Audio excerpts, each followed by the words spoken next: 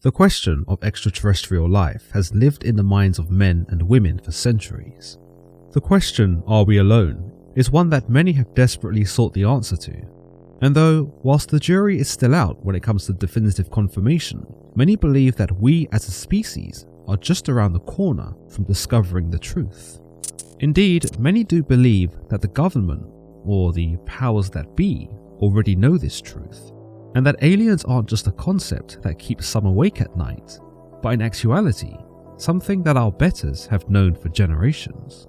It comes as no surprise that many of a more religious inclination might turn to the Bible for the answers, and whilst for the most part the Bible remains silent on extraterrestrials or UFOs, there are some enthusiasts and scholars who propose that the Bible does contain hidden references to encounters with beings from other worlds, and seek to interpret certain passages as evidence for extraterrestrial contact. A common idea I've seen put forward in recent years is based around the ancient astronaut theory by Swiss author Erich von Däniken, who claim that many extraterrestrial encounters are described in the Bible, specifically in the Old Testament, that the ancient authors who penned the Bible, or the prophets in question who experienced these encounters, just didn't have the modern vocabulary to adequately explain what they were seeing. According to this argument, it would be unreasonable for a common civilian living some 2,000 years ago to explain propulsion systems, vehicular suspension, or even gravity for that matter, let alone the fact that some spacecraft that they'd seen was defying one of the most basic laws of physics. In this sense, if someone from the Bible had seen something like a UFO, it would make sense why they would describe it with a more supernatural twist, or associate it with some magical phenomenon, or just simply chalk it up to God.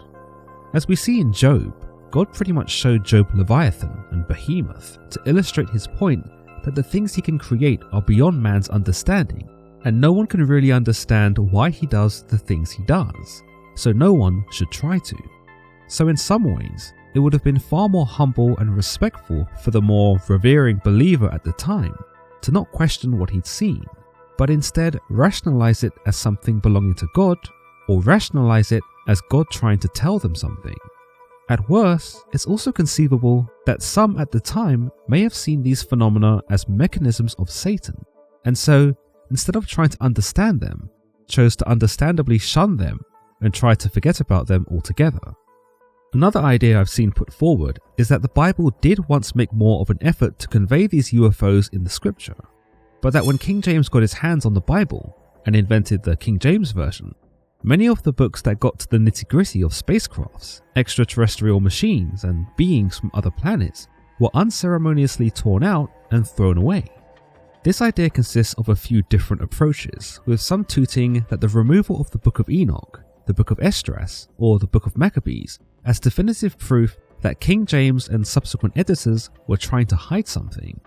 Some even going as far as to suggest that some texts were probably so specific in their detailing of UFOs that no one could argue that they were just visions from God, or divine dreams that a prophet beheld. No, according to this argument, those lost pages may have been far more damning, and might have shown us how the average civilian some 2,000 years ago might not have been as hopeless when it came to describing what they'd seen as previously suggested. During the Exodus, when Moses led his people out of Egypt and wandered in the desert towards the Promised Land, he would pitch a tent far away from the actual camp. Why? Well, it is believed that this was known as the Tent of Meeting, and was positioned outside the camp because A, it was a place where Moses could privately commune with God, and B, it showed that some of the Israelites with him had fallen out of favor with God, and thus Moses did not want to disgrace God by allowing them to be near him. Now, throughout this pilgrimage, we know that Moses and his people were led by a pillar of cloud by day and a pillar of fire by night. Exodus tells us, whenever the people saw the pillar of cloud standing at the entrance to the tent, they all stood and worshipped, each at the entrance to their tent. The Lord would speak to Moses face to face, as one speaks to a friend. Not for the first time has the pillar of cloud or the pillar of fire come under some consideration and scrutiny. How can a cloud form into a pillar? And much more, how did it stand at the entrance of the tent? When we think of clouds, we naturally imagine them to be in the sky. Some might even go as far as to say flying objects. Yet in this account, the pillar of cloud acts incongruently to how we might expect. Traditionally, this is usually just chalked up to one of God's many manifestations. He doesn't just appear at the tent, nor guide Moses by simply telling him where to go. He appears in these mysterious, often ambiguous ways to let his followers know he is there. The pillar of cloud remains to be a strange one though. Why a pillar, and why a cloud? Perhaps we must harken back to chapter 38 of the book of Job, where God explains to Job that he can't understand anything he does because it's too far beyond him to comprehend. Believers might use this concept to dissuade others from digging any further and questioning God, which traditionally would be a transgression. Put simply, God appears as a pillar of cloud or a pillar of fire because he's God, and he can appear as whatever he wants, however he wants. It's simply not our role as his creations to question him. But on the other hand, modern readers can't help but look at the pillar of cloud and think that's far too strange and random to simply be God's intended form. With this, many search for a more logical explanation, which brings us to the idea that this pillar of cloud is arguably one of the first UFOs, or perhaps product of a UFO, that is found in the Bible. Remember, this isn't a vision or a lucid dream experienced by one prophet who'd been wandering in the desert by himself, no. The Bible paints this occurrence as a very real and tangible event that is witnessed not just by Moses, but by all the Israelites who were with him. The pillar of fire seen in chapter 13 of Exodus is also a very corporeal aspect to the Israelites' experience, and considering the nature of fire, it seems a far more intense and violent feature for us to get our head around. We are told, "By day the Lord went ahead of them in a pillar of cloud to guide them on their way, and by night in a pillar of fire to give them light, so that they could travel by day or night." Later, God actually sits atop the pillar of fire and cloud, and from his vantage point throws the Egyptian army into confusion. During the last watch of the night, the Lord looked down from the pillar of fire and cloud at the Egyptian army and threw it into confusion. Again, we aren't told exactly how God throws the Egyptian army into confusion, aside from jamming the wheels of their chariots. But those who subscribe to the pillar of cloud and fire being some kind of extraterrestrial spacecraft, another UFO, are unconvinced that this was enough to stop the pursuit of the Egyptians. An argument for this is that the Egyptians had no reason to give up chasing the Israelites, although broken chariot wheels is a fairly big obstacle, and that they would not have simply turned and fled under the belief that another god was against them. Instead, believers of this theory suggest that what the Egyptians saw was these pillars of fire and smoke, which, if you think about a modern machine, or even a rocket for that matter, would emit what might be described as pillars of fire and cloud, or smoke. Were the Egyptians seeing some indescribable flying spacecraft with giant thrusters beckoning beneath its mechanical underbody? If they were, it would explain why they were so quick to get the heck out of there and let the Israelites be on their way. Most people today would turn and run at the sight of something so undeniably incredible. Later in Genesis chapter 34, the pillar of cloud descends upon the isolated tent, and we know that Moses goes inside and talks to God, not as a lowly subject before his divine creator, but as a friend. The Bible doesn't tell us every detail of the conversation that they had, but with this phrasing, it leads us to believe that Moses and God were buddies, that they knew each other, and from the conversations we do have, they are pretty easy with one another compared to how the prophets in previous and latter entries converse with the Almighty. Nonetheless, Moses isn't 100% trusting of God, as we see him start questioning God, to the point where he actually asks God to show himself. Luckily for Moses, God agrees. Exodus tells us, "And the Lord said, I will cause all my goodness to pass in front of you, and I will proclaim my name, the Lord, in your presence. I will have mercy on whom I will have mercy, and I will have compassion on whom I will have compassion. But," he said, "you cannot see my face, for no one may see me live." Then the Lord said, "There is a place near me where you may stand on a rock.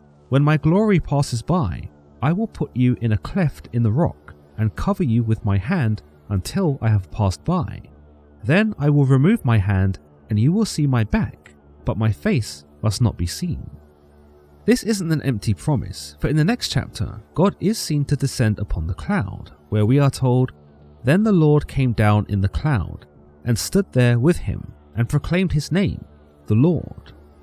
With this, some have come to view the cloud as a vehicle, a flying vehicle, that this God obviously utilized to descend from the heavens, presumably, down to earth.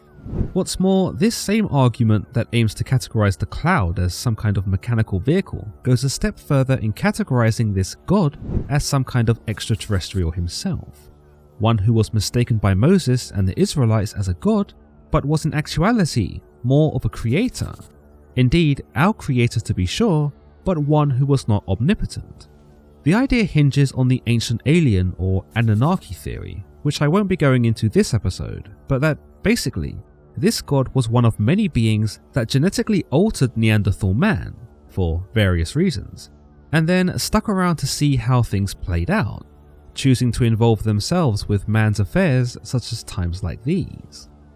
Anyway, let's for argument's sake say that this cloud was some kind of UFO, even though God does specify earlier in chapter 19 of Exodus that he'll be appearing as a dense cloud. Is there any other evidence that supports the more extraterrestrial side of things? One interesting concept that people who support this argument bring up is that God here does tell Moses that his own face must not be seen. Traditionally, readers of the Bible associate this with Moses not being pure enough to gaze upon God, not because Moses was a bad person, but because no one was pure enough to witness the Lord in his true form. The implication, according to many biblical passages, is that those who gaze upon the holiest of holies is that they'll burst into flames, drop dead immediately, or simply just cease to exist. So this precaution by God may just be in line with that particular belief. However, proponents of the UFO argument suggest that the reason why Moses was told to look away could be because of some kind of radiation, or some kind of space bacteria that would have destroyed his immune system. You'll notice that in chapter 34 of Exodus, before God appears, he does give Moses specific instructions before his arrival, saying that Moses should stand on a specific mountain at a specific point in the day, and that no one, not even the animals, should be at the mountain when he emerges. In essence, this God tries to safeguard Moses from something: holy incineration, biological contamination, or maybe he was just being coy. The topic remains up for some debate.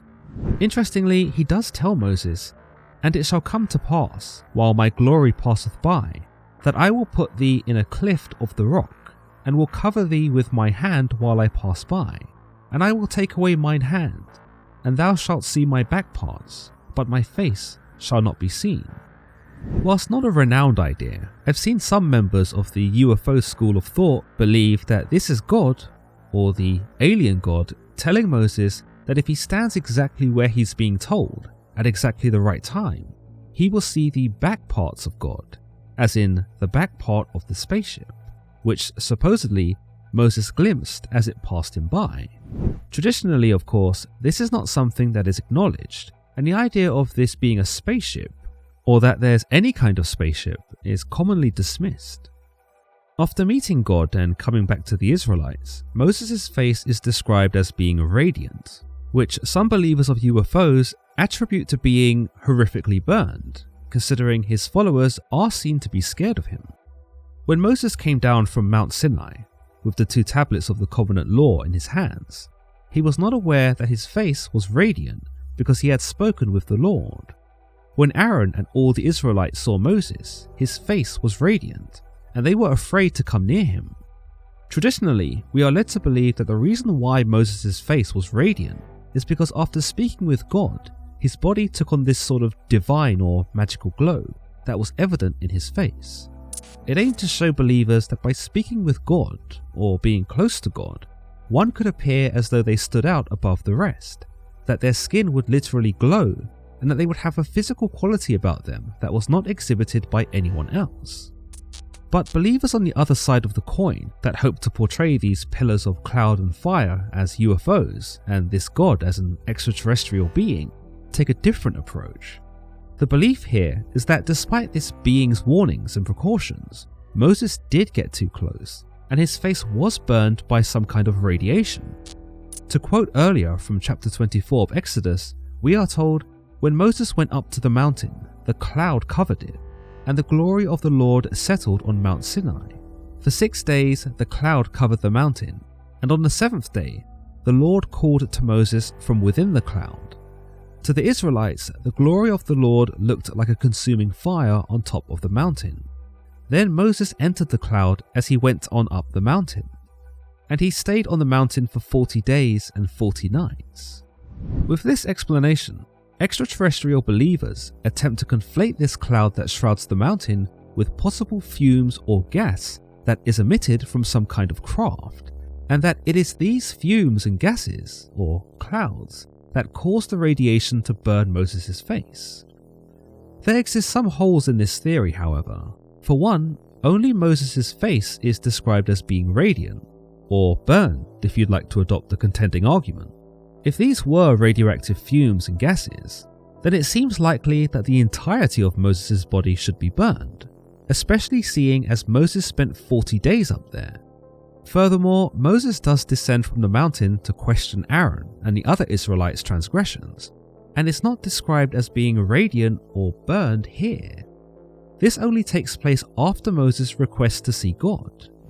A challenging argument might say that either the gases or fumes became radioactive over time, or that Moses' face did not respond to the radiation immediately. But it seems more likely the case that Moses was radiant because of the traditional idea that this was a physical reaction to having seen, spoken, and embraced God. When the Israelites stare up at the mountain, the glory of God looked like a consuming fire atop the mountain. Another idea that UFO enthusiasts put forward is that this is exactly what a UFO landing would have looked like to the Israelites in the desert below, that they would have stared up at the mountain in awe of this mechanical beast, but so unable to describe what they were seeing, could only relate to us the ferocious fire that blazed out of what can only be assumed was some kind of thruster, or the nozzle of a rocket. This is an echo compared to the event seen in chapter 19 of Exodus, where we are shown God first descending on the mountain, where we are told, "On the morning of the 3rd day, there was a thunder and lightning with a thick cloud over the mountain, and a very loud trumpet blast. Everyone in the camp trembled. Then Moses led the people out of the camp to meet with God, and they stood at the foot of the mountain. Mount Sinai was covered with smoke, because the Lord descended on it in fire. The smoke billowed up from it like smoke from a furnace, and the whole mountain trembled violently." Traditionally speaking, biblical readers would associate this terrifying imagery with the power of God, whose sheer appearance alters the environment around him with thunder, lightning, and the sounds of one dramatic trumpet blast. It sets the stage for the almighty character of God, a figure that was meant to be revered, feared, and not taken lightly by anyone. With this entrance, God commands the attention of the Israelites, whether they are believers or not, without even having to say anything. Coincidentally, believers of the UFO side of things aim to exemplify this event as yet another instance where an extraterrestrial spaceship has descended onto the Earth. Again, it leads with the idea that the witnesses at the time did not have the vocabulary or understanding to adequately convey what they were seeing, and so they relied on simple words to illustrate what they had experienced: thunder, lightning, clouds, and trumpets. According to those on the other side of the argument, these could have just as easily been the rumble of an engine, the sound barrier breaking, the smoke from a craft's ventilation, and the various flashing lights that might have permeated the external hull. According to Xavier Hayes in his book Ancient Aliens, he tells us of this particular event, saying, "These descriptions are too detailed to be interpreted as visions or memories of atmospheric phenomena, which nomads were certainly used to experiencing. Nor can it be interpreted as artistic flair dressed up in order to amaze the reader. We are reading about extraordinary events witnessed by an entire group of people, a specific phenomenon that was an unquestionably new experience to those people, which consisted of images, sounds, and situations that were caused by the presence of something that manifested very powerfully by technological means. Let me know in the comments below what you think about UFOs in the Bible, and are there any other instances where UFOs might have slipped their way in without anyone realizing? As always guys, if you've enjoyed today's episode, then don't forget to give this video a thumbs up, and don't forget to subscribe for more content just like this. Until next time.